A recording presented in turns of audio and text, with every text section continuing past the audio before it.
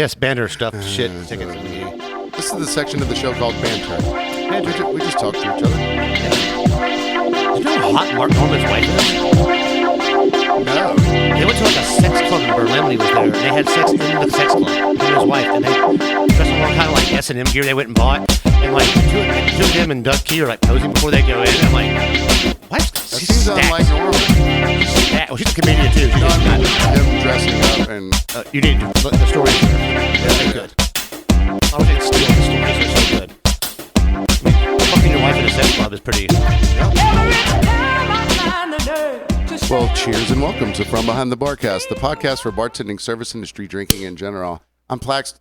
I'm Paxton. That's Clint, the Melanie's Malarum Moses. And we got Deep Cut Kelly on the ones and twos. Did you re-record that with a little bit more, a little higher tonnage? In my hand, I hold a book. And this book is called Otherwordly, not worldly, but wordly. So contained in this book are words from many different languages, English as well. And they're all words used for ultra-specific situations, or things, right? So a few examples. Thank you, sir. We'll get to that in a minute. Oh, that's good. Oh, that is good. That's crispy. Pear. Ooh, there's a lot of pear. All right, so in the book, there's a word in English called offing. Mm-hmm. And is the deep, distant stretch of ocean that is still visible from the land. I thought it was when you kill somebody. Oh, yeah. This isn't the Italian book. Offing. Paralian, a person who lives by the sea. So it's like all, so think of like, there's a word for the wind that blows through the trees. It's in here somewhere. So you think about like gust, gale, breeze. Mm-hmm. They all get, like the Inuits have different words for snow, and everyone thought it was a joke, but like there's seriously so many types of snow to them, like hardpack snow, soft snow, whatever. Yellow snow, the best. So I was thinking there needs to be a word in here or somewhere for the contempt you feel for people deriving joy out of something that you think is stupid. Okay, now let me preface this a little bit. I do things that people would view as stupid that I have fun doing, like going to an open field and drinking in the hot sun and watching a band play for... That's right where my head went, yes. Yeah, exactly, I was like, okay. So I'm not innocent in this whole thing. But, and as I get older, the number of things that I feel contempt for that other people have fun doing that I think are stupid... It's definitely going up. It goes up. So there's even another word for that, hopefully. And it's... The thing that made me think of that is... Hater? Dickhead? Asshole? Asshole, yeah. Curmudgeon. Is people who dress up as pirates just to act like jackasses. At a pirate-based festival. Not to be confused with the guy that used to walk around like a pirate all the time. I forgot about him. Yeah. I can't remember his name. Don't want to know his name. Keith. That sounds like it. He put his likeness on Craigslist. That's right. Yeah, and he was like offering it to people. $50,000 if you would like to turn his likeness into T-shirts. But he was just like a podunk Jack Sparrow. He was just a jerk-off dude that moved down here and started dressing up as a pirate. He did have the smell down, though, of a pirate. But here's the thing. So just like going to... So Pirates Fest was this past weekend on yeah. Tybee Island, for those of you that are confused while we're talking about pirates. Sorry, yeah. Paxton didn't get his ship stolen at sea this week. And so people dress up. It's a whole thing. They take away like a whole parking lot down front to set up. I haven't been in years because... my father... loves pirate stuff. Loves pirate. Now, also had a corneal transplant go bad, so he was a legit one-eyed man. He was a cyclops for a while. Once I put the eye patch on, I knew what I was meant to do. But he's also kind of a well-dressed guy. He's not walking around. He's not walking around in a blouse. Well, it's just like going to a movie and there's a kid running around yelling or being on an airplane. That doesn't mean all kids are bad. All pirates aren't bad. That means some parents are bad. Yeah. But the few pirates that suck. I mean, I'm a pirate. But pirate, am I right? I pirate materials, perhaps comic books or other books or on the Pirate Bay, which is now defunct. I'm getting rid of Comcast this week, so I'm putting on. I'm putting the sales going up, buddy. The hat's going on, the eye patch, the peg leg. It's all happening soon. Well, so I'd had this idea of what my Pirate Fest working weekend would be like, and all the pirates that I ran into were really great. Pleasant Pirates? Pleasant Pirates, yeah. Okay, no scurvy. No scurvy. They all put limes in their Captain Morgan's, buddy. That's good. That's good. Do you sell a lot more of the rum products? Actually, no. You know what I sold more of this weekend? Margaritas? Than I have in a long time? Jaeger bombs? Bud Light. It's back. It never left to me. The Pirates brought it back, I guess. Well, it's new to Kelly, so it's, it's. Do we want to tell that story real quick? I mean, come on. It's pretty funny. Yeah, it's great. Yeah. Okay, so a couple weeks ago, guys, pre-podcast, our one and only late to the party Kelly, Community College Kelly, comes in with a bunch of Pony Coors Lights, and I was like, "Oh, what's with the Coors Lights?" He goes, "Well, I'm not drinking Bud Light right now," and we're like, and Paxton and I make eye contact with each other, and I'm like, "There's no way. It's the thing we limited on for 4 months." I love Bud Light, by the way. But Kelly proceeds to go into the rant that happened 4 months ago. He goes, "Listen, man, you heard about this? So they got this trans person," and we were like, and the thing is, we're not interrupting him. I'm just like, "God damn, why are we recording this?" And Kelly goes on to tell us about the thing we talked about on the podcast. We made jokes to it for months straight. And I'm like, Pax and I are just exchanging these glances of like, oh God, yes, it is. You know how hard it was not to speak during that time? I felt. I needed that moment. I'm sorry. And I was like, if Kelly's doing a bit, he's killing us. Bravo, Kelly.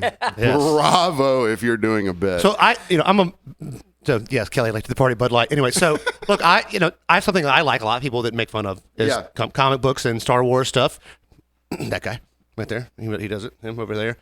But I'm not I don't wear a Darth Maul costume to the opening night of Star Wars, but you know what? I know people that do, and if you're into it, get into it. That's fine with me, Yeah. Now, if I see you on a Wednesday at Walmart wearing it, or if I see you putting it on Craigslist trying to sell your likeness. Yeah. Like when you go to an opening night for a Marvel movie, you're dressed as whatever character. I'm down. Yeah. I'm down. That's fine. Have your fun. Don't throw your shield at anybody, Captain America. But enjoy yourself. You know what? And Comic-Con stuff, have fun. I actually get joy from seeing people get joy out of things that I might not understand, but there's some things I just think are stupid, and I'm trying to lighten to it, but I'm like, no, you know what? I feel the way I feel.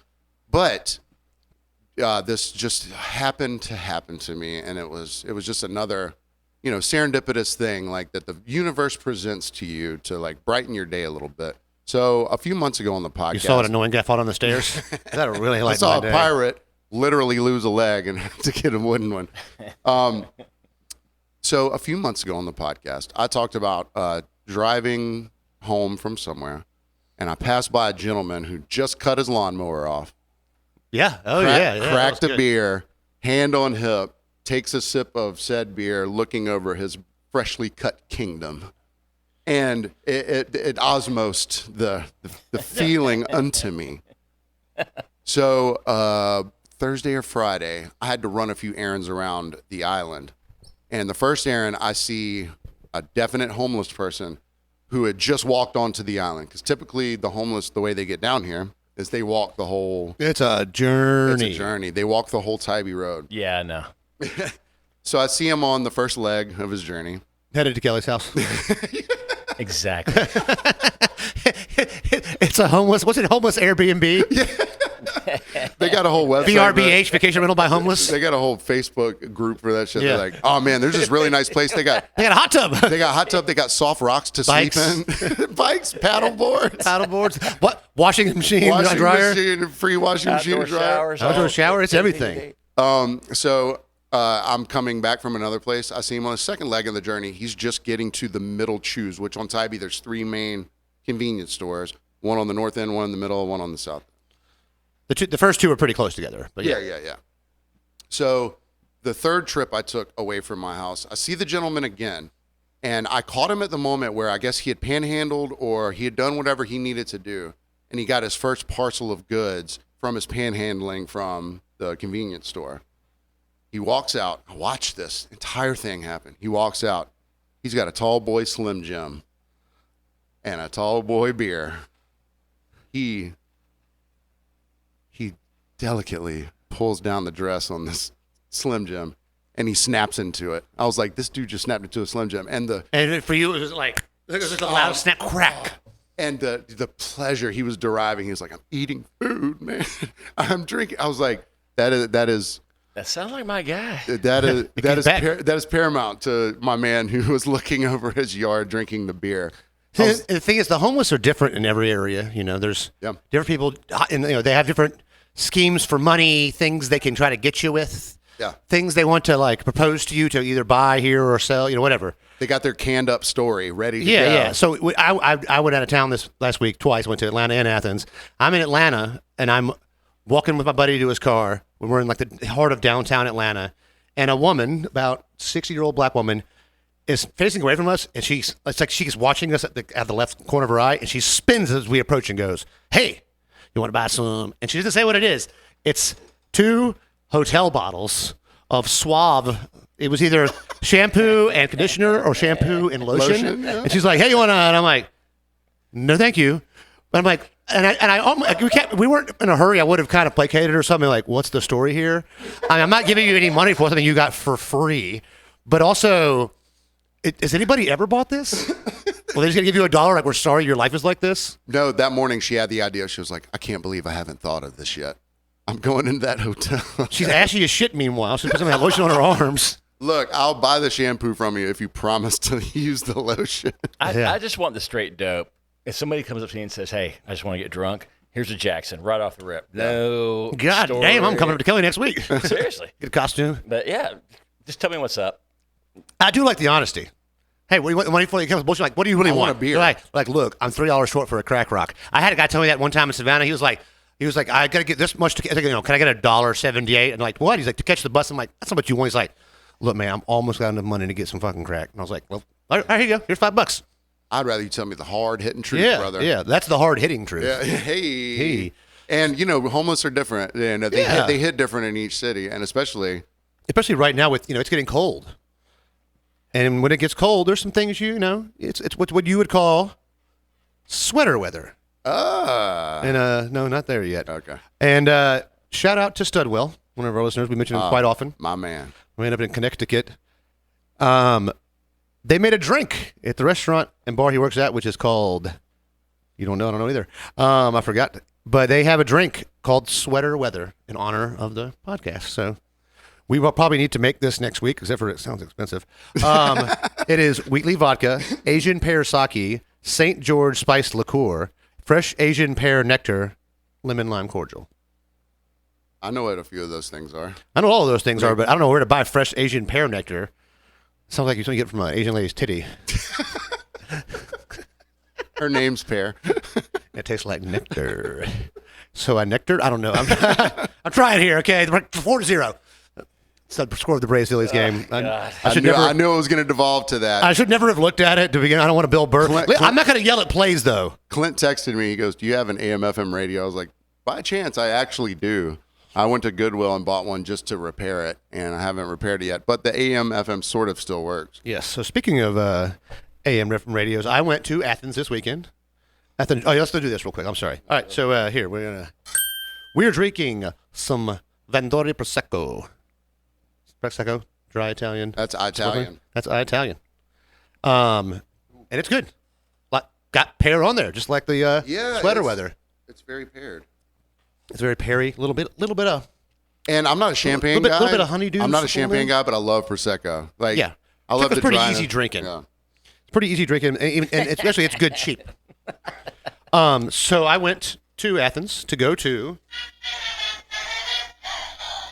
and he's getting the whole. I won't interrupt. The whole song today, because it was quite the worthy ass whipping of Kentucky at 51-13. The number one University of Georgia Bulldogs fucking-zented in Athens this past weekend. People were hating on Carson Beck and Mike Bobo next week. And I pointed out last week quietly that Carson Beck had better stats than Stetson Bennett did in his first 5 games, who was our 2-time back-to-back national championship quarterback. I didn't know Carson Beck was as tall and as big as he is. And ugly. He is hideous. He is hideous. Do you think that matters about his... He's got a haunted house mask on without wearing anything. And then when you put him in the helmet, it doesn't help much. Actually, he's probably cuter in the helmet. Here's the thing. I think if a quarterback isn't super attractive, it's good for him because he's studying more. He's not there just slaying pussy all day long. And he's getting pussy anyways. But see, his attractiveness level, like it's like in an ugly person that's funny. Well, yeah. Also, look at this: the best quarterbacks of all time. Some of them, Dan Marino, Tom Brady, good-looking guys. Joe Montana, not a handsome fella. What? Not a handsome fella. Patrick Mahomes, not really that handsome of a guy. Dandy Dan. No. Joe Namath, very handsome. Joe Namath, handsome. Roger Staubach, not that handsome. Byron Leftwich, ugly. Matt Stafford, real good looking. Good looking guy. Got a good looking wife. I'm not going to say how Georgia guys look. Hold on. Let me find another example so I don't seem like such a homer. I just said Carson Beck was ugly. It's fine. We got that. So anyway, I go to the game. My buddy Richard and I went. Shout out to him. We sat on the 8th row on the 25-yard line on the Georgia side of the field. We bought the tickets for $300 within an hour of them announcing the game time being a night game. I wanted to go to a night game. Our plan was, look, first time they announced it, we're doing this. Get them now. I asked people next to us, what'd you pay for your tickets? You want to throw out a guess what they paid? I said, I asked when they bought them. When they bought them, right? They bought them on Tuesday of that week. So okay. I bought them 2 weeks prior. $550.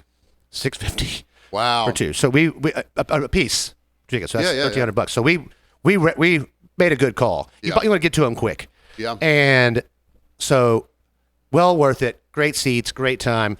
When you're sitting down low though, because at a college stadium, the bathrooms are up there or way down that way. So I about 2 minutes left in the second quarter. We had a break. I was like, I'm going to go get in line for food now and pee. And I go get in the Chick-fil-A line, and it is long. A whole lot of sandwich. Well, the thing is, two people in front of me pulled out a Chick-fil-A sandwich, and I was like, the cat in the cartoon, dude. I was like, I'm going. And so I get in line. There's a very attractive, tall, redheaded woman in front of me, and I'm like, okay, I know what this woman looks like. I'm going to go get in the chicken salad chick line over here because there's TVs right next to it. So I can get there faster, just get food quicker. So I get done, get my food. I walk over. She's only halfway. I'm like, okay, I made the right call. And then I go to walk back down there. I'm like, you know what? I'm going to be back up here in just a minute. I'm just going to stay here and eat this in my 12 packs of club crackers that I ate. No shame. Hey, chicken salad, you don't eat it raw. Salad. So look, it was don't eat it raw. We had a great time. We stayed at the between the third and fourth quarter in Athens. This is Christian started a few years ago. Everybody, they turn all the lights out in the stadium. So these nice little tiny red lights going on. And everybody takes their cell phone, turns the light on in the front. Yeah. And we kind of wave up and down. And it's the whole stadium's lit up. Oh, that's pumped great. About right now. The student section and the band have red light filters now on their flashlight light. That'll put the pageantry right in you, guess buddy. What I'll have next time I go is one of those. And then we have these big red, this bright red stadium light that goes around the middle of the stadium. So it lights up the whole stadium in bright fucking red. And we installed it. It was in COVID years when it premiered, but so I haven't been since that happened. We don't get to play a lot of night games at home against a ranked team and beat the living flying fuck shit out of them. And you probably forgot that it was a thing. So when it, I knew it was a thing. I know, but you might not be thinking about it. I'm thinking about it wholeheartedly right then because we're before that. Oh, you were. Yeah. So we're up 44-13 at the end of the third quarter. No one has left. This all happened. The pageantry of the fourth quarter thing happens. As soon as lights come back on. Half the people leave. Shut up. And I'm like, that's fine. Whatever. I'm staying. Yeah. I'm staying until damn near the bitter end. We walked about a mile from where we parked. Yeah. Great parking place at a dentist office. Second car in, right out. I don't know. We pull in, and I'm like, let me get a price before you turn into the driveway, Richard. And he goes, oh, there's a car coming. So he turns in. Well, it's like $40. I'm like, I got 30. He goes, $40. I'm like, okay, I actually have 35. He goes, well, I was like, I have 35. And he's like, I'll take it. Next car pulls up. Guy goes, how much? He goes, 30. I'm like, see, Richard, you cost me $5. I set up a Venmo request for it. I had I got a poor boy life hack that I used to pull when I lived in Athens. 23 years old. You don't have a lot of money. You're living in an expensive college town. What we would do is, so all the scalpers are out there. Now, not for every game. Not like they used to be. Could you do this? But so we would go. We would wait till the game started. We'd get down there, Not necessarily like tailgating because we lived pretty close. So we would drink at home, walk down there, wait till the game started, and then all the scalpers out there.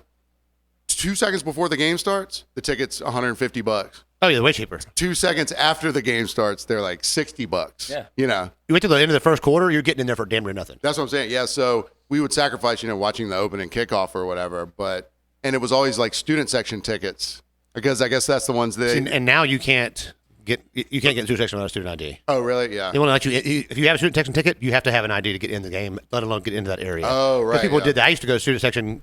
I'd go, find an ID like me. I'd go with a buddy that went to school there and get in. But then later on, if they stopped doing that, I would wait till like the end of the first quarter, and you find a scalper with good tickets, and you just kind of watch him for a while, and then you're like, all right, Watch the I desperation. have $50, watch buddy. over- Let me get in here.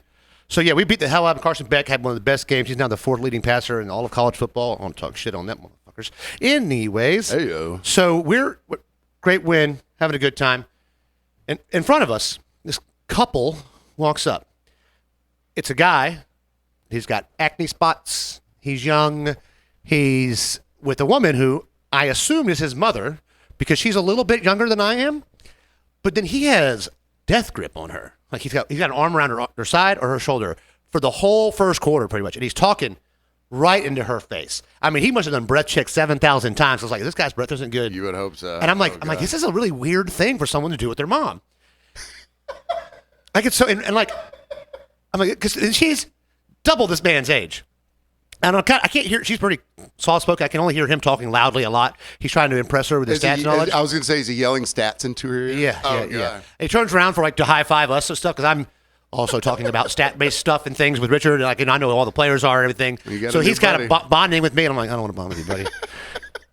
Then he leans in for a kiss at the end of the first quarter. Did you kiss him back? Yeah. Oh yeah. Tongue. I went tongue out, and I'm like, oh, that's not his mom. And Richard goes, I thought it was his mom too. I'm like, okay, cool. Not just me. The girl next to us hears me and goes, I did too. So like, I look over and her boyfriend are like, ugh. So we thought, man, this woman's 35 years old. Yeah. At a football game with a kid who looks like he's 18. Yeah. And so. That's who you bond with, not you, buddy. Yeah. He's having fun. He's trying to impress her. And I hope the guy's breath didn't smell because he was so in her face the whole time. And one of his buddies comes up beginning of the second half. Taller guy than me or Richard, and standing in front of us next to him. We're on the end. I buy end seats. You get a little more space. Yeah. He can get out easy. He just starts to stand in front of Richard, and after about 4 minutes of it, I'm like, I don't like this.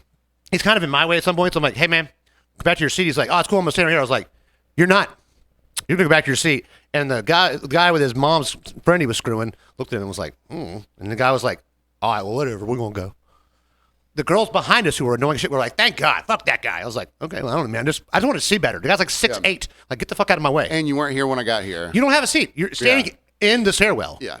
We'd already seen two people get thrown out. I was about to say, they keep a pretty tight ship on that shit. A young man and an old man got into it. I don't know what happened with them. I saw people kind of breaking it up some. Security, GBI, Athens police walk down there. They're like, you and you, let's go, and walk them out. Wow. They didn't even talk to anybody to find out what was going on. They were like, let's go. Because the guy on the end said something to him, and I found out later these guys were season ticket holders, so they were talking about it in the area. And I was like, all right, well, bye. Anytime I've been there, if you linger in the walkways, the stairways going down for any amount of time, yeah. Like, hey, buddy, we're right by the hedges. We're right by Quavo. Yeah. Quavo comes to every home game. If you know what Quavo is, he's part of the Migos. The Migos. Because at one point, his assistant, sidekick, whatever, the guy that polishes his jewelry, had gone and gotten 20 Chick-fil-A sandwiches, and I see him kind of throwing one to people that are on the hedge. I'm only 8 rows from the hedges, and I'm like, yo! And he looks at me, I'm like, what, you can't throw that far?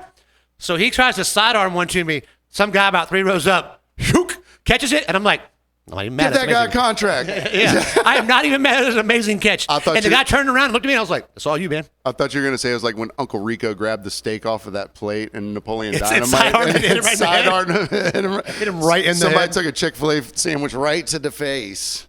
So something I used to do when I was a kid at Georgia football games is, when we were kids, my parents would make me and Charlotte go down and pick up the souvenir cups. And we'd stack them up. My dad would find a box somewhere. We'd fill out the box, go back to my grandmother's house in Athens, wash all of them. Now we have cups that the kids can take wherever the hell they want to go. It's like a to-go cup that doesn't necessarily have to come home. So I started talking to Richard, like, look, after this game, there's a lot of these nice, and the souvenir cups now are very nice. Yeah. So I do have you a gift coming. They're very sturdy, thick, and large. So I'm like, look, we're going to get some of these. He's like, how? I'm like, with these 2 chicken salad bags I got extra from the woman when I got chicken salad chicken. I was like, can I have 2 more bags? She goes, sure. Okay. So I've got 2 paper bags this tall. That way I can just fill it up with cups. That way I don't have to hold on to these cups. They're gnarly. They're gnarly. And so and Richard's like, well, there's 3 over there. But I don't want to dump them out. I'm like, dump them out like this. Take the lid off, pour it into an empty thing of popcorn, carry on. So I got 10 cups. He got 8. We walk upstairs. I get a trash bag from a guy with a trash bag. Hey, can I have that trash bag? He's like, why? I was like, I need that trash bag. He's like, okay, here. I put both of our cups in there. Go wash your hands. I go wash my hands. Clean hands, dirty cups. Let's go, baby. Clean hands, dirty cups. Clean hands, dirty cups. That could be the episode name. Yeah. I don't know. So, yeah, great time, though. And like I said, we only parked about a mile away. We ate our Publix sandwiches. made cocktails to go. Clint brought a bottle of Epsilon Silver Tequila. As I've been drinking the Silver Tequila, I wanted to go out a little higher end. I actually think it's one of my favorite medium priced. Yeah. And forgot one thing. Mixer. Just had ice, crunchy ice. Richard brought that. Nice. And he had Gatorade. Lemon lime. So like you think. Okay, that's basically so what margarita I did mix. is I drink half the lemon lime Gatorade, put all a bunch of ice in there. Yeah. Shake it all up. There you go. Now I have mixer. Yeah, because there's no carbonation in the Gatorade already, so exactly. you shake away. And I have a styrofoam cup. Yeah. Now I have the Gatorade half empty. Pour the rest of the tequila in there.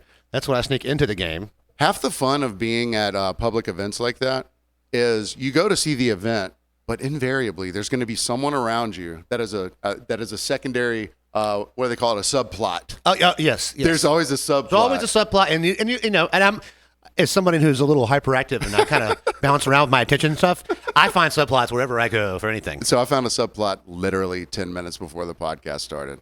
So I texted you. I was like, "Hey, are you going by the store?" You're like, "No, I'm already on Tybee Road." So I was like, "All right, I'll run to the store for us and get our supplies."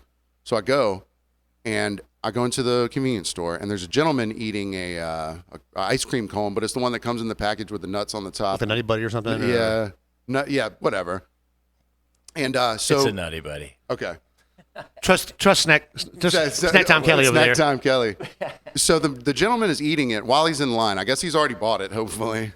And there's this young woman, as the cashier, and he's going.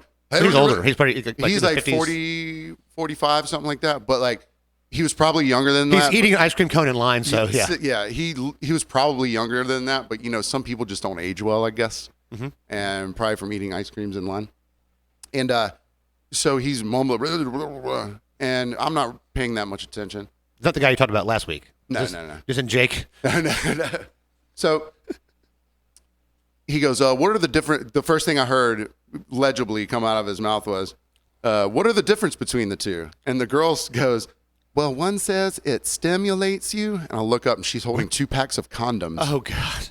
This dude. I thought it was like one like No-Dose or something. No, at first I was like, oh, is he getting white crosses or like, and she goes, one of them stimulates you. The other makes it look bigger, whatever she said. And I was like, I know which one he chose. Yeah, by the looks of him, he wasn't competing with that cone. I'll tell you that. So I was like, this guy has this young lady reading off statistics off the back at of 6 o'clock on a Monday evening, and looking at this dude. There's a word in this other wordly book. It's called unfuckable. That's what. If I could describe this dude, these condoms were for personal usage. I mean, personal like masturbating by himself. What if it's just like the wishful thinking, like, oh, if I buy some condoms, maybe I'll get laid. Because he looked like the type of guy who might have a wife because he brought her back from a military deployment. Was he eating the ice cream cone seductively? Was he like all around? Or was he taking the cone and going like this? Tell me about those condoms. And then he swallows the whole thing. Well, we'll see how those condoms work on the break, guys. We'll be back in just let's tease a little bit, though. Because we're going to take...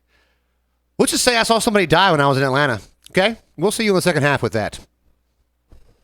Hey guys, Paxton here. I hope you're enjoying the show. And if you are, there's a few simple things that you can do that will really help us out. Number one, whether you listen on Spotify, Apple, Google, or wherever, you can drop us a rating and a review if you haven't already. Positive or negative, we'd love to hear from you. And the more ratings and reviews that we receive, the more we'll be put in front of new audiences. Also, if you listen on Spotify, you can easily share episodes to your Instagram stories. If you watch us on YouTube, make sure you're subscribed to the channel. You might not be. And finally, why not shoot us an email with any service industry or just general stories that you'd like us to share? We always love hearing from you, and we love using your stuff. The email is FromBehindTheBarCast@gmail.com. Can't wait to hear from you, and enjoy the second half of the show. And welcome back to From Behind the BarCast. Oh, yeah. Break scored. Hey, 4-1. Yeah, there's a bit of a sea change during the break. We're using a ghetto blaster Paxton had. I texted him and said, do you have an AM/FM radio? And it is a boombox from the 80s. And it's Curtis Mathis, which is like an appliance company or something like that. Because when I was going through the Beats and Toys phase and the Beats and Paint stuff, I was like, because I was taking, old keyboards and stuff like that, or, old toys. And rearranging their electronics so that I could put 1/4-inch outputs on them. So I was like, I could probably fix a radio. You know, the tape player's broken on it or something like that. How many tapes do you own? I have a few. I have a few. I have one that is that John Bremer gave me, a friend of the show, employee at Huckapoo's. He lived in Athens when REM lived in Athens, and he's got an Michael Stipe still lives there. He's got an original tape from one of their like house parties. Oh, damn! It's like a legit cassette tape. It's in mono, not stereo. But so I walk in, get the radio going, and Kelly's like, "What is this?" He's like, "Wait, the speakers detach? You know, it's got the speakers that come off the side, so you can move them around." yes, it do. And it was a little bit of a bitch getting the signal, but you get it going. It's all right. Hey, Yeah, to do our Fox viewing positions with the antenna. Just get the pulling the antenna out though. That draws back some memories of going. Oh man, and being so afraid. Now you haven't pushed it back in yet, have you? No. That's the fearful. You got to go part. slow. And Oh man, easy. we're alienating so much of our audience right now. It's Like like what? AM radio. What is that? AM radio, yeah. You listen to it in the 'Cause morning. I think I told you this. I said it earlier, but like when I was traveling between here and Athens on Sunday on the way back, I was trying to find football games on the AM radio, on just the radio. Yeah. And in local Athens sports radio was on a NASCAR race, so no Falcons. So I had to find an AM radio station, and I find the Falcons game. I stop, do something else. I lose that signal, so I keep searching. I find the Steelers-Ravens game on AM radio in Savannah, or outside of Athens, Georgia. So I go back to FM to see what's going on there. And what's going on FM radio is there's 5 viable stations in the area I'm at between Athens and Savannah. FM? 5. Really? Go back to AM, there's 20, but Yeah. there's only 5. And I was like, wow. And guess what they were? Country, and classic rock. I was driving back from somewhere, and I was just underneath Ohio, and I picked up a Cincinnati AM radio station, sports station, that lasted me somehow all the way to Atlanta. Was this late in the day? Yeah, it was like late afternoon. So they my dad's always told me this, but basically a lot of AM stations turn their signal from north to south or south to north. Like a phase like flip. a phase flip. And we did some research, did our own research, and apparently where this basically as the evening wears on and it gets darker, the ionosphere above the planet transmits AM signals much farther, so they make AM stations turn down their power of their signal so it doesn't interfere with other AM stations, so it can be heard better. But you can get better AM reception at night based on where you are. Now, we're only north of very few things in this country, so at night, you're in Savannah, you're just going to get some Florida stuff, and a lot of that's in what we would call Espanol. Right. Now, let me throw back real quick for you. Yeah. Back in the late 90s, there was an AM radio station, and it was on loop of a dog barking. And then eventually, there'd be like a guy yelling some stuff at the dog and at somebody else. It was just a dog barking, and you'd hear somebody yell at the dog. Really? And there was a conversation. We used to trip on liquid acid or paper acid, and we'd turn this thing on and just lay there and listen to this And it's thing. just a loop of it. Yeah, but like we couldn't figure out how long Yeah. the loop was. Now, every time you turned it a different day, you were likely to catch a certain thing you'd caught before, but you could listen. I mean, when you're on acid, everything takes forever. Yeah, You're like, yeah. it's been 6 hours. It's the same. There's an FM station. It was going to be a new hip hop station that opened in Savannah. And for the first 24 hours of them being on the air, they played one song over and over again. It was a Dr. Dre song. That was 100.1, Yeah. wasn't it? Because I don't know if you remember this, when they were first, me and Vic talked about this a lot, when they were first on air, they didn't have any of like the uncensored versions of songs, and they played Uchi Wally Wally. And if you're not familiar with that, it's a Braveheart's Nas song, and most of the song is very sexual. Like the second guy's like, reach with my 9-inch cut from the front, and like it's very vulgar. And like the things they were cutting, they weren't getting all of the insanely graphic things in that song. And I'm just like, whew, they need to really get a hold of some better cuts here. Well, there's a version of that song that's not near as offensive. And it's funny how there's I used to call them the Walmart versions of songs because if Yes. you bought a CD from Walmart back in the They day, didn't have the parental advisory on there. and Nothing was more frustrating when you ask for a CD and that's what you get. You get the Marshall Mathers LP and you're like, you get DMX, It's Hot and Hell is Dark. cold and hell is dark, yeah. And the most egregious example of editing that they have to do for the radio, it was touch them other hitters. I'm a ride for my hitters. So Yeah. When you get rid of the N word, you really lose a lot of. But also when it goes, you're like, Jesus Christ, come on. yeah, why cut it out? Like at least make a fake word. Like So do you think in Europe, where they're pretty free with? Do you think they think the N bomb still goes down? N with the hard R? No, the soft A. No, I'm talking about nerd. Yeah. I got called that the other day. I was like, you hit me with the N with the hard R, which is like sort of like a. Well, It's the quote of the week. So I got a nice little quote of the week. We had one before, something about being country as coleslaw from one of our listeners from Caitlin Boston. But this one was great. Why are they calling you coleslaw if you're not shredded? And I'm like, is that a? It's got to be like a Like a rap lyric? I think it's a rap lyric. I can't see because I make notes and I don't put timestamps on them because that's smart. And I didn't make a note on this timestamp. I was I've been on vacation for a week, like 2 weeks, so I was off on vacation the week before last, and I'm pretty sure this was so I went out of town Wednesday, drove to Atlanta to go see Run the Jewels. More on that in a minute. Drove back Thursday. Then Saturday drove to Athens. So Thursday night, I think I turned up a little bit at the house. It was the first night of Loki season 2, episode 1, dope as shit. So I had some drinks. Raise the roof. And it wasn't the most watched Disney Plus show premiere ever, Paxton. You raised your roof over there. I raised my roof. Yeah. You raised the multiversal roof. But dope. So I think I got a little turned to that night. It's probably when I wrote that one down, and I was like, hell yeah. So Loki didn't say that. In my life and times in the South, meeting a lot of people, I've met gentlemen named Cornbread. Mm-hmm. Big country, things like that. So coleslaw, it is not unlikely that it's someone's nickname somewhere. It's just coleslaw. And maybe he was a proficient skater. He was shredding. I don't doubt that one, but hey. But if you're not ripped up and your nickname's coleslaw, if you're not shredded and your nickname's coleslaw, then maybe. But you know who did shred? Maybe we should. Was Run the motherfucking Jewels. Can I get my quote of the weekend really quick? Oh, I thought you didn't have one. No, I do. Oh. It was in passing, just watching a YouTube video, and they were asking and I'm going to use this from now on. It was some director. And they asked him a dumb question. It wasn't Quentin Tarantino, but it was like when people ask Quentin Tarantino, like, why doesn't this person have more speaking roles? And he'll say something like, no. Not answering. They asked this director something, and he goes, I don't give a flying fuck into a rolling donut. It's pretty good. So I'm like, visualizing. I'm like, you're flying. Trying to fuck a donut rolling. And into a rolling donut. So yeah, sorry to interrupt because I want to hear about Run the Jewels. Sorry to interrupting you. I mean, we're doing the quote. Run the donut. I don't know. Fucking. So Run the Jewels did a 4-city, 4-show tour. So Chicago, New York, Atlanta, LA. I didn't know that it was only 4 shows. Yes, 4 shows, 4 cities. And so I think it might say it on the back of the shirt. I don't know. Does it say something about that right there? New York, Chicago, Atlanta, LA. So New York first, Chicago, Atlanta, LA, just for travel purposes. New York's where LP's from. Atlanta's where Killer Mike's from. One show each night? One show each night, 4 nights. So they have 4 albums. It was the 10th anniversary of Run the Jewels 1. So night 1 is Run the Jewels. Saying 1 show per city? 4 shows per city. 4 shows per city. Gotcha. So 16 shows total, but each city got basically what I saw albums. Was Run the Jewels 1 was night 1, Run the Jewels 2 night 2, Run the Jewels 3 night 3.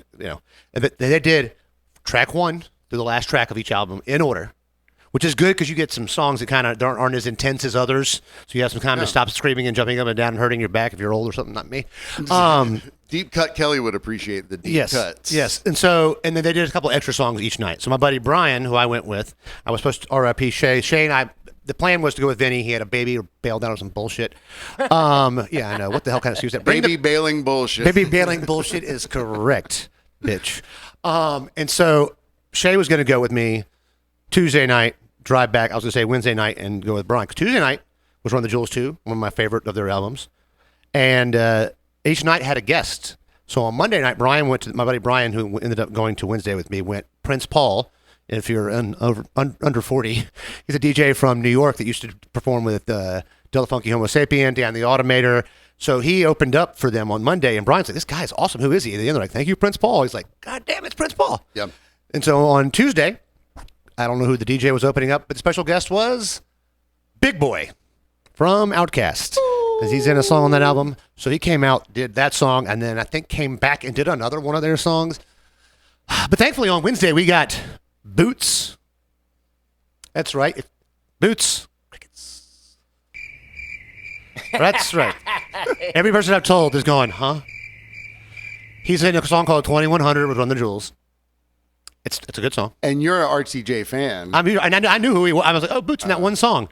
One song. What else? That's kind of unremarkable, and I don't re-rap his verse every time I hear it. No, because he's singing, and Brian goes, well, he did a song with Beyonce or something. I'm like, yeah, I don't know about that. Oh, he's a singer, not a MC? Singer. Yeah, he's like a Brazilian singer. He got a great voice. But the thing is, like, it's not, you just use him for one song. Yeah. So he was very well dressed. He came out, I mean, he could blow. It was fine. That's like is she good looking? She's really nice. Uh-huh. Same. Clint's like, Same. he was his hair was combed. Oh, the only other person on that album, though, would have been Zach from Rage. Zach, and I don't think they were going to wheel him out there. He was covering from his Achilles surgery right now. So I was like, well, it's Boots. Kick me with that one. So pre-show, shout out my buddy V, got me a hotel room at the Hilton downtown. Dope as shit. They have 6 elevators in the lobby. They need 8 because I got there at 4:00. So trying to get up to my room. And just a little side note here. I go up to my room. I'm like, all right, I'm going to get comfortable real quick. I got about 45 minutes before Brian gets there.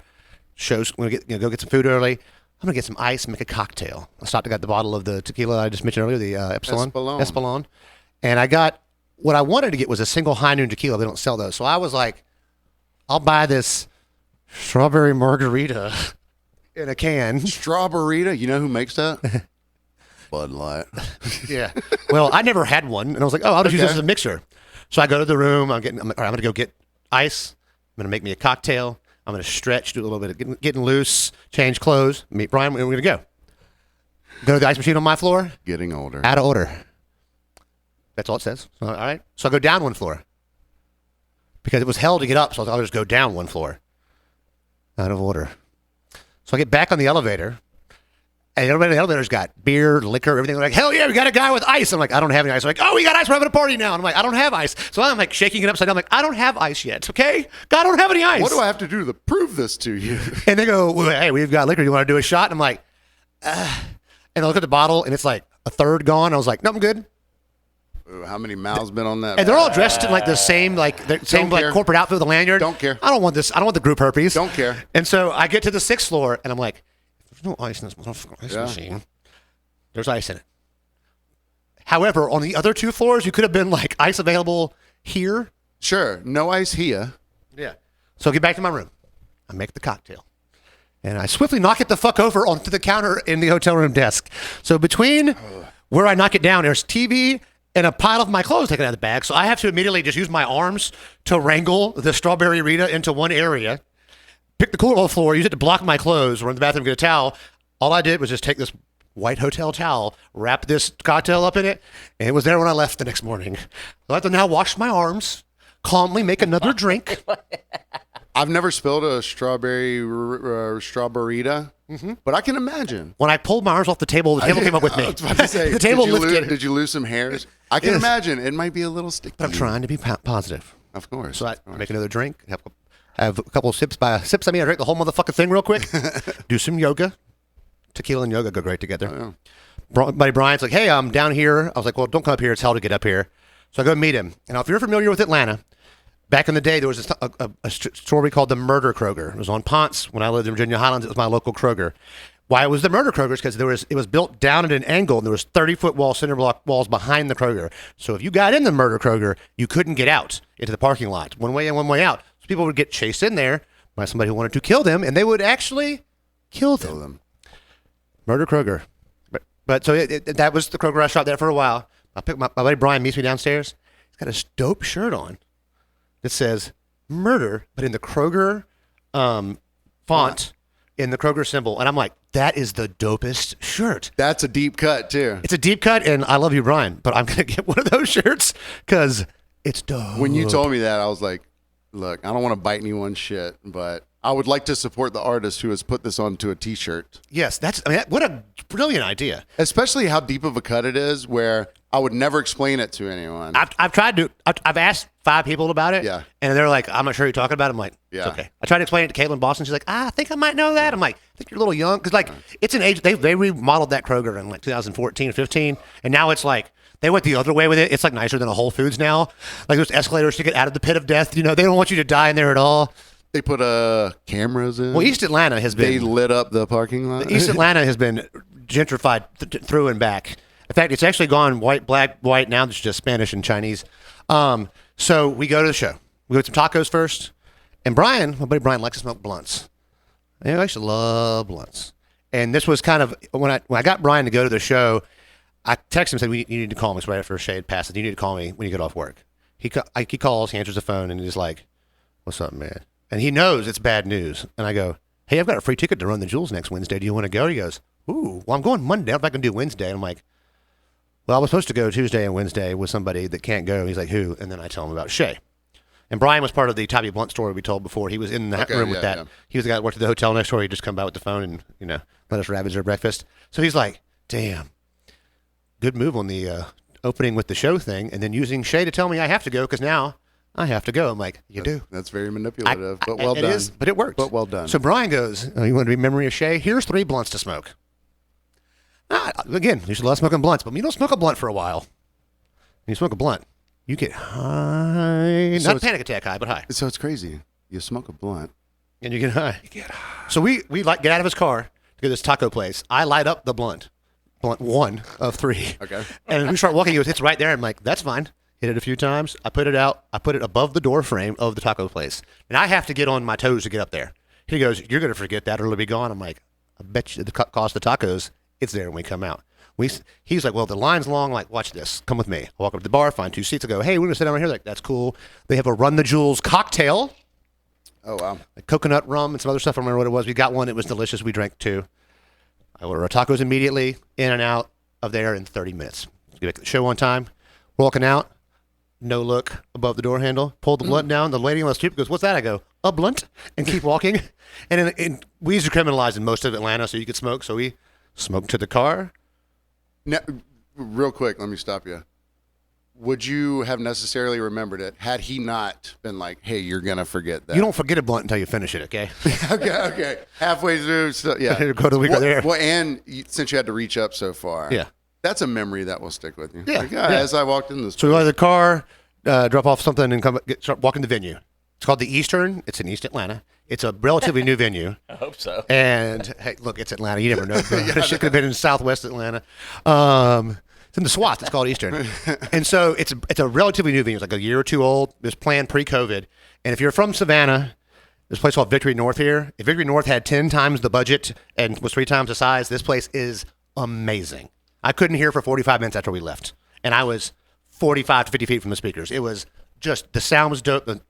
We stood next to the guys who were doing lighting and sound, which is Paxton reinforced. That's the best place to stand because the sound's going to be the best right there. So when Clint was telling me this like a week ago or so, he was like, hey, man, we got into the venue and we decided to get behind the front of house sound people because it sounded the best there. I was like, yeah. And I didn't want to be involved that's the move. In the moshing. In the I had mosh seen pit. in my 3 previous Run the Jewels shows. Yeah. Brian goes, there's going to be no moshing. I'm like, I'll bet you $5 there is. It was so hard for me not to be like, novice. I've told you about standing behind the front of house sound. That's old hat. But I was like, Clint's discovered it, and that's... And there, it didn't matter. There was no moshing. I saw a guy no one stands back there, really. I saw a guy trying to mosh near the end of the concert, and I wanted to throw something at him to get it going so I could get my $5. Like a Chick-fil-A sandwich? Yeah. It would have been great. He turns on and catches it in his mouth. Ha! Who got shit in his pants for that one? And so... that didn't happen, so I lost the $5. The show's awesome. They do the whole album, and they do Ooh La La. They do Legend Has It afterwards. They do a couple other big bangers. Just beautiful show. It's 10:30. I'm like, look, we smoked another blunt and a half. Drinks were fast to come by, and there's cool 68 degrees the whole venue? time. Yeah, he walked away before Run the Jewels started. He goes, I'm going to go get some drinks. I'm like, cool. I'm like, oh, I have half this cocktail to finish while he's gone. I take 2 sips, and there he is again. God damn it, right back. I'm like, where'd you go? And Brian's not like he's the opposite of me, if anything. He's chill, slow, easy going. Yeah, and in a venue like that, to go anywhere to get anything, it's... He walked back to the same guy we saw the first time. Guy saw him, was like, same. Poured drinks, gave it to him. Now I'm double fisting. Ladies and gentlemen, that's how you do it. You treat your bartenders right the first time. Oh yeah, he got it. And then when you come back, he got a Jackson. In memory of Kelly there. First Ricky May was like, don't tip him. Here's Jackson. He's like, oh, thanks, man. I'm like, yeah. Because they don't take cash in this venue. It's card only, but they'll take cash tips.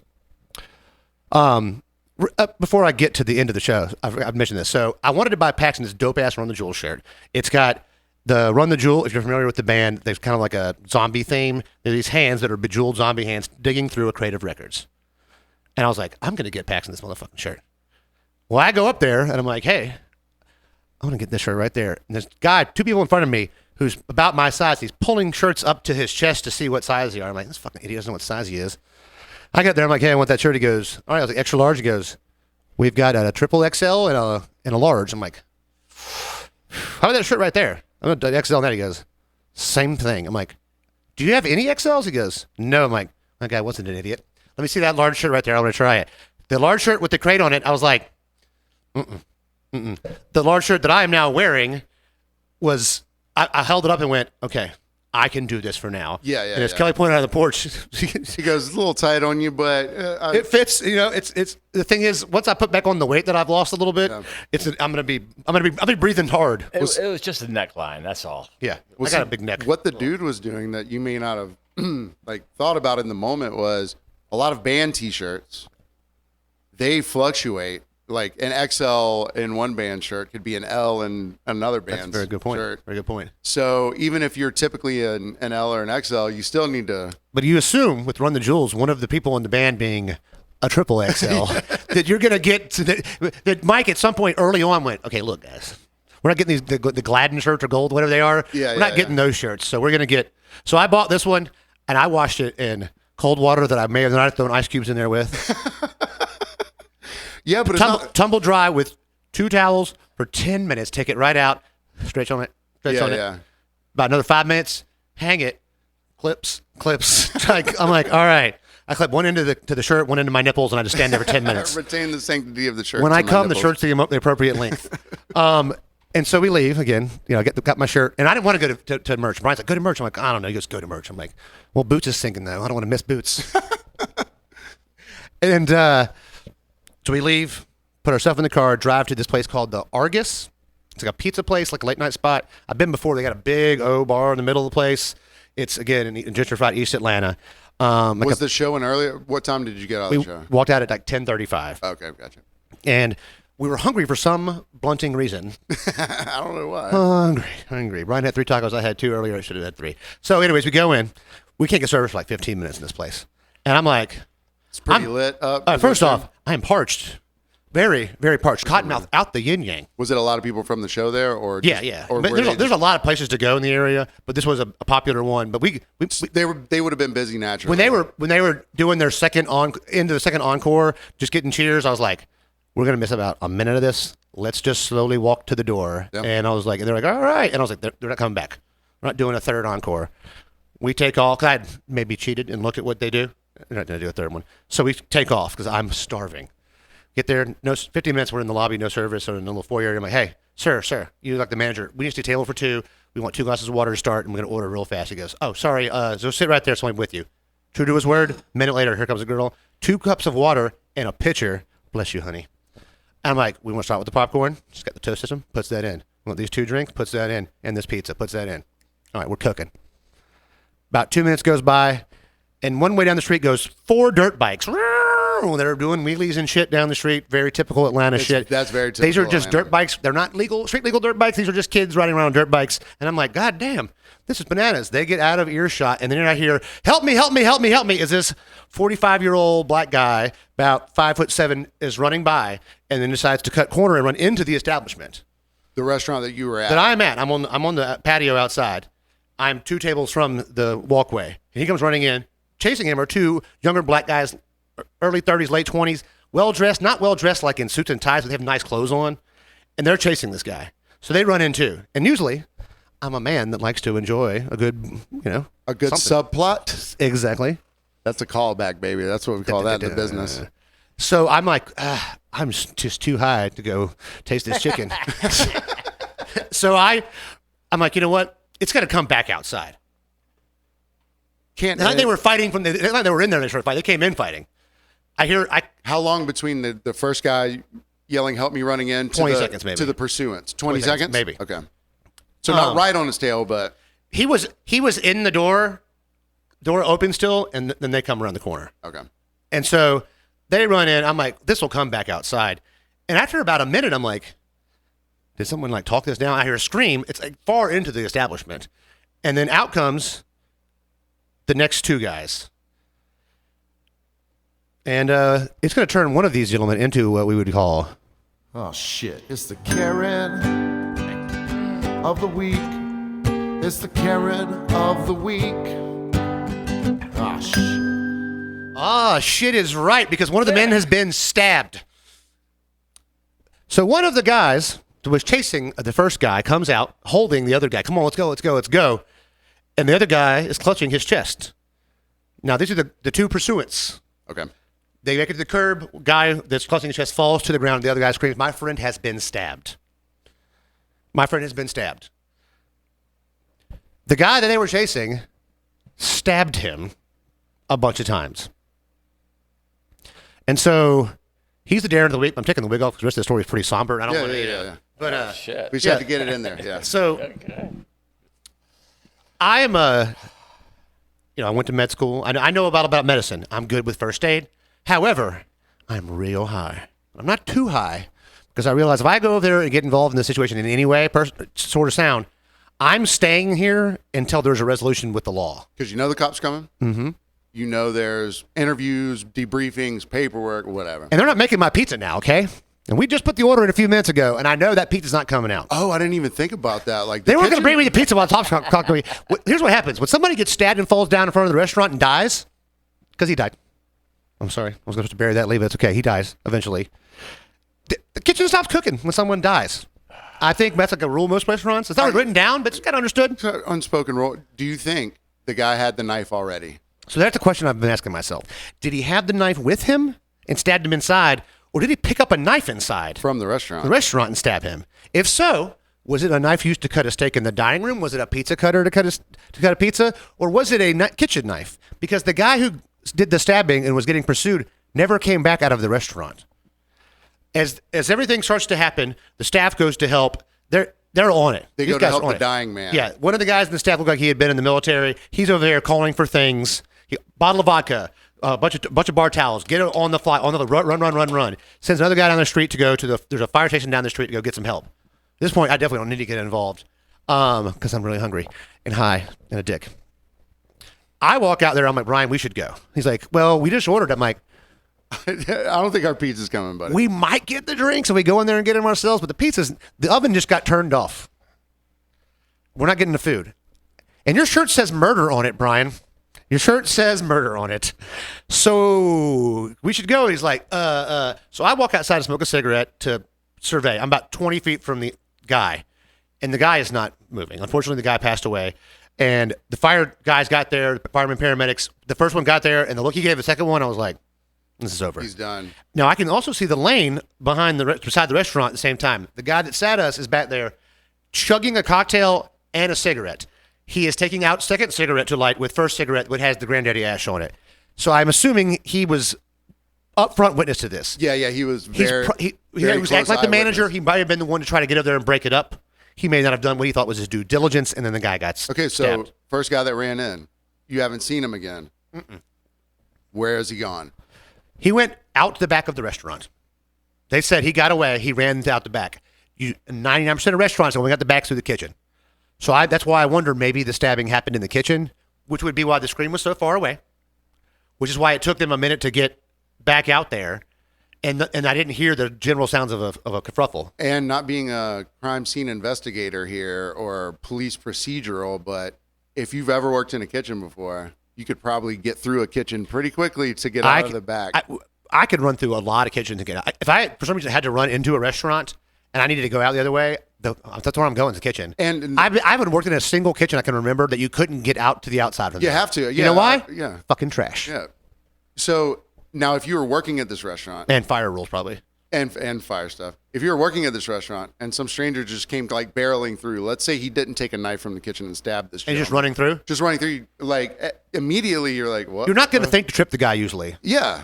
Not like Because if you do, then you're going to make a mess in the kitchen. not And you're like, like, not like how McLovin bad and Superbad. Yeah, how bad could this be that I need to stop this person? Now, eventually Brian walks out to talk to, I'm like, look, let's go. He, again, is high as shit too, goes, sir, we're going to go. We were sitting here, was like, oh, that guy doesn't care. That guy doesn't care. I'm like pulling on Brian, like, no, we need to go.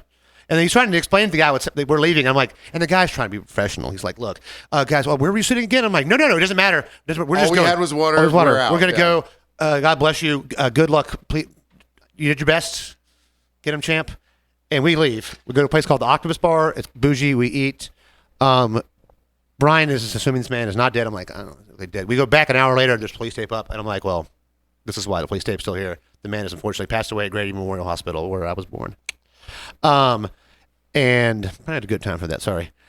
The next morning I get up and I start looking and I find, and it's Atlanta. People get stabbed a lot. So you Google Atlanta man stabbed. Yeah. You really got to siphon through some things. They responded at 10:48 p.m. on October 4th to the Hit number 4. Atlanta.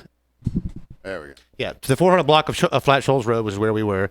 It suggests the victim chased someone who appears to have been breaking into a vehicle. The confrontation ended tragically with the victim being fatally stabbed. So basically, they've found out the guy who was getting chased was breaking into the guy's car who got stabbed. The guy whose car got broken into and his friend were chasing the guy down for breaking into his car, and then he stabbed the guy whose car got broken into. Now, he didn't have anything really on him visible, and I don't know what it would have been that he could have stolen that you needed to chase him down and get stabbed over it. I hate that the guy passed away, but, like, you got to have some shit. I don't know what I've had in my car that I left in my car. That was worth breaking into and stealing. The Declaration of Independence, maybe?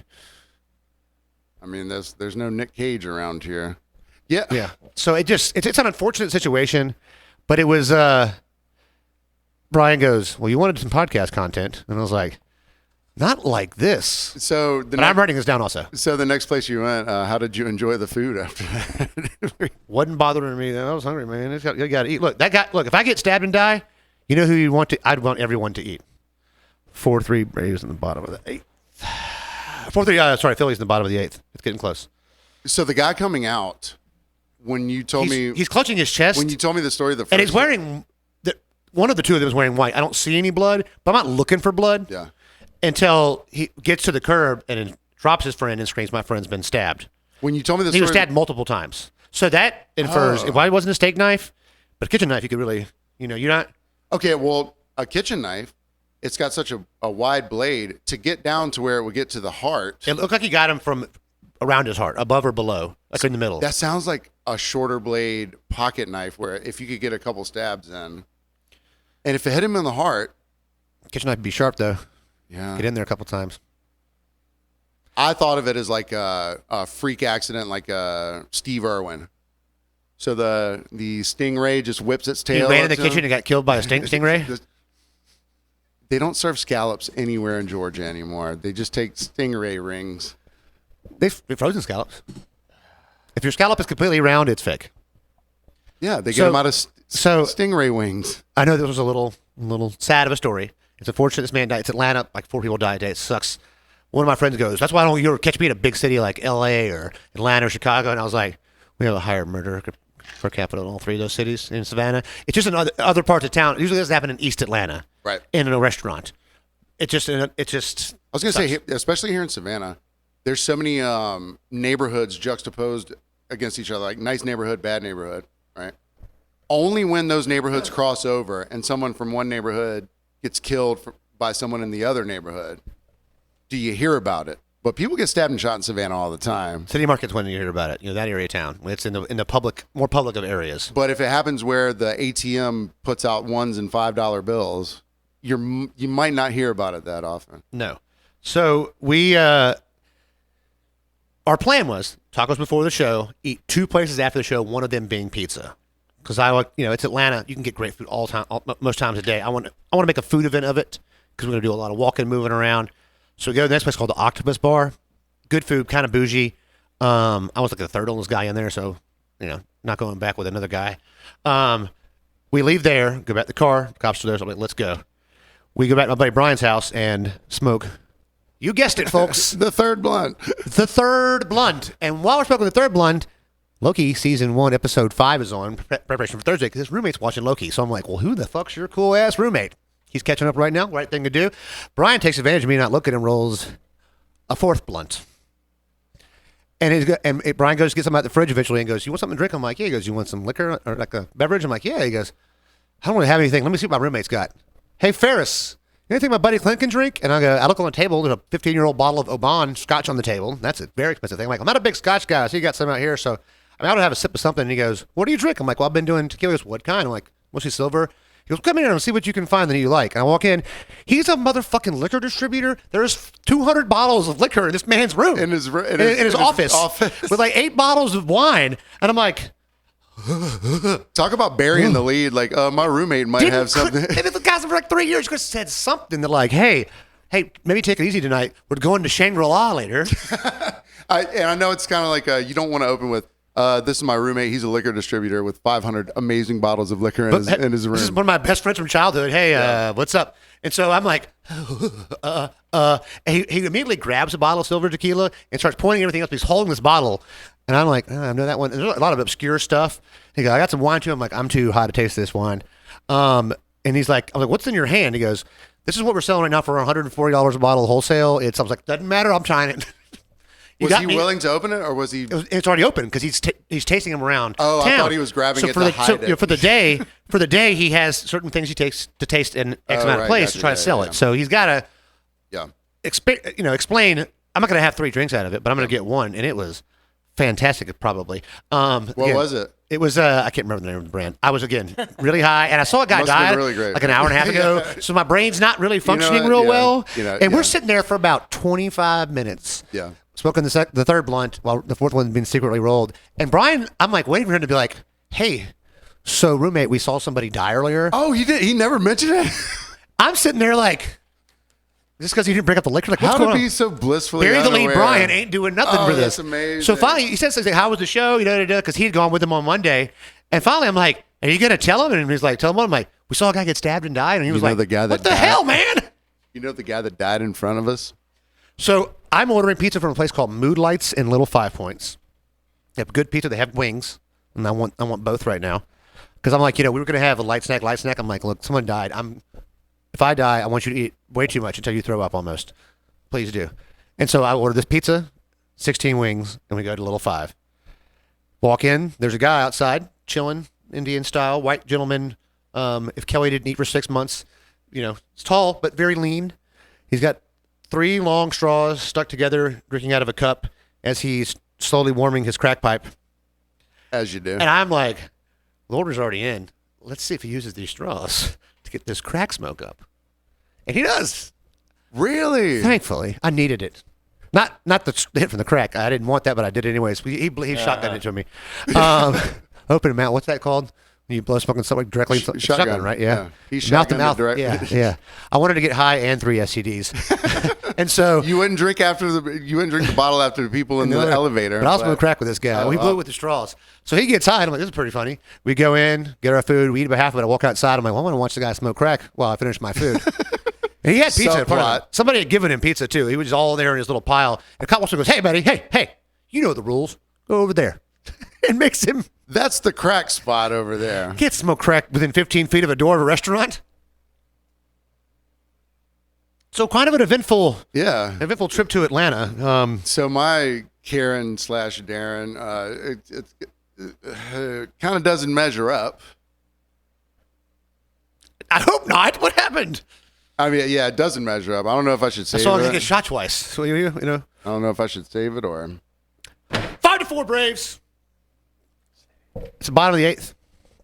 I think maybe you just want to save it. You want to do it for your last call, for our last call here? No, we got something really great for last call. I know we do. So hit the last call button. Yeah, I'll say last call. Last call. So we've been keeping this a little under wraps lately, but I've been interviewing a couple local people they're running for certain offices, but I was doing that separate from the. They're all running for the same office. Yeah, the same office. I've been doing that separate from the podcast because I wanted to be like a human story, not like. It's on our podcast page, though. Yeah, Check on him our out. podcast page.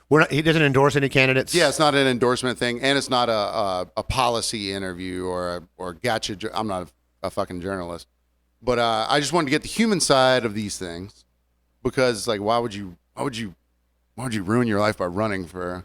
But we have a gentleman coming on the actual podcast next Monday, Brian West, who is the mayoral candidate for Tybee Island. And this would be our third mayor, and like we had the same mayor for like 4 terms, maybe. Yeah, Buelterman had a bunch of terms, and then Shirley came in a situation nobody could have predicted. COVID, untenable. Would you say? Yeah, triple untenable. It was. I mean, it's COVID, and then she had to deal with that. The fall from that, the STVR thing was huge. She came into a bad situation, and we're looking for some young blood.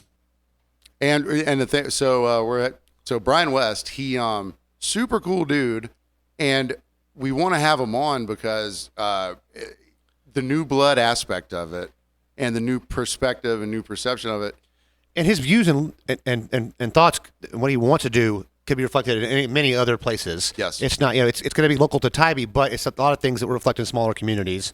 And he's been mentioned on the podcast before with Travis Udon. Yeah. Oh yeah. Who will be on the week after Brian West from Hot Grits Podcast will be on the week after that. Hopefully the Roads are still in the playoffs. Looking good today. Well, the reason Brian West touches my heart a little bit is because within our communication, the brevity of his responses to my texts touch my heart so much because it's the brevity I would like to have in any of my personal dealings or professional dealings. I'll text him and be like, "Hey, are you available? So and so." Thumbs up. So I tell Clint about this. He sends me the screenshot because I'm like, maybe you should ask him. Like, bro, he's like, oh yeah, I'll contact you later. I'm like, well, get a little more. He sends it to me. And he goes, "This is what I got.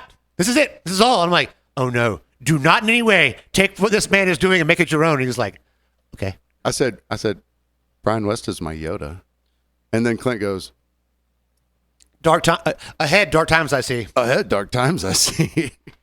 So that's exciting for us. Yeah. And I think probably approach it in the same way as anything else. Like, yeah, we don't care about certain things. We're going to ask some questions. Yeah. You know, but the thing is, it's going to be more of getting to know who this guy is as a person. Exactly. Than his policies and stuff. There may be some things we're going to get into but what you want to know who this guy is? I want to know this guy. I don't know him very much. I think I met him maybe once. So. Yeah. I only know him briefly from like, being around the bar or whatever, and I think he's a cool dude, but it'll be nice. And I bet, especially for him, to have a little more time than 3 minutes of a segment at a time. Exactly. It's a big problem with politicians. And one of my biggest problems with big politicians right now is age. That's a thing. I mean, look, here's the thing. If I wouldn't be comfortable with you driving me somewhere in a car, I don't think you should be running the country. Or if you actually just can't drive a car because you're so old. Not just me. I'm talking about you can't drive your wife Martha to the store because you're so old. And if you can't, maybe you should drive a golf cart. Do some TRT, okay? I don't know. Get up there. Do something. And if you're too old for TRT, then come on, bruh. Just don't drive drunk, man. No, don't drive drunk. Don't drive drunk. All right, guys. Kelly, how did we do tonight? Super solid. Insightful, enlightening, as always. Kelly didn't say much, but Kelly made a lot of faces over there. I was appreciating Kelly's face. Every face? All right, guys. Thank you for listening again this week. If you want to support us, we're on Patreon. Patreon.com/From Behind the BarCast. Please follow our Instagram. And if you go to our YouTube channel, From Behind the BarCast, click the little subscribe button. You can see all of our podcast content and also all of the interviews that I did with the city council candidates are there. I had a few people asking me, where can I find them? I was like, well, the YouTube channel that you watched one on.